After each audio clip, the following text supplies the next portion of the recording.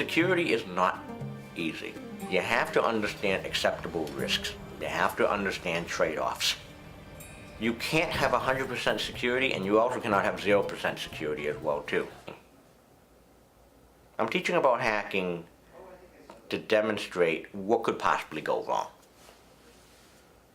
It's like the safety training course for computer science.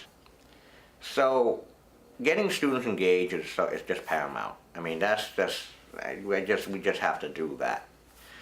So one of my hallmarks of teaching over the last many years I take a lot of pride in is being responsive to a lot of questions. And so one of the tools that I used since 2013 is called Piazza. The whole premise of Piazza is Q&A. Every question, every note gets a follow-up. So I make sure that they're all follow-up, and that the response time is actually very low. There's 120 students enrolled in this course.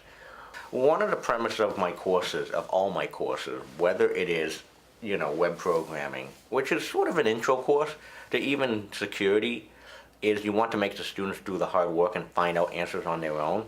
So in some question where the answer could be very easily looked up on like a Stack Overflow or a Google, I just post a link.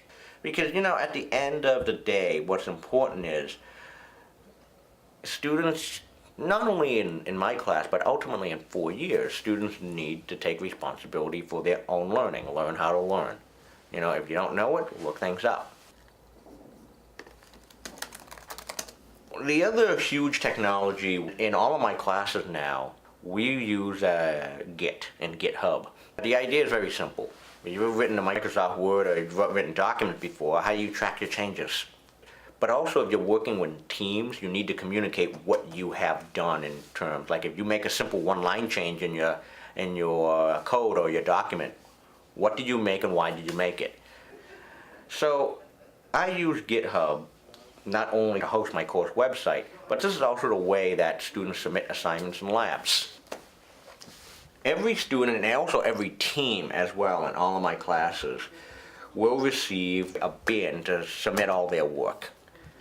And at the end of the semester, their bin becomes public. So they can take back ownership of their work to use as a learning portfolio for a very, very long time. One of the nice things about teaching these subjects is that there's always constant change. So you have to grow, you have to adapt.